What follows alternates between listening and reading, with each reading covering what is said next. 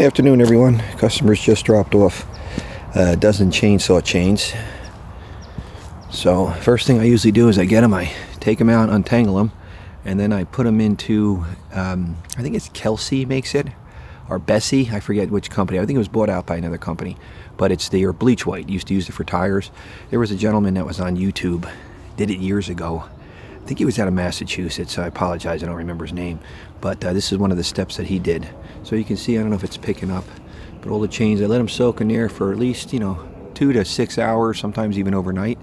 Then I take them all out, I scrub them, and then I put them on the chainsaw chain grinder. I use a diamond stone, so one of the things, or one of the reasons why I do clean them, a lot of people say, it's an extra step and it's extra money or time, but it's worth it because it saves the stone. The stones are $100 and something a piece for those diamond grinding wheels, and this definitely helps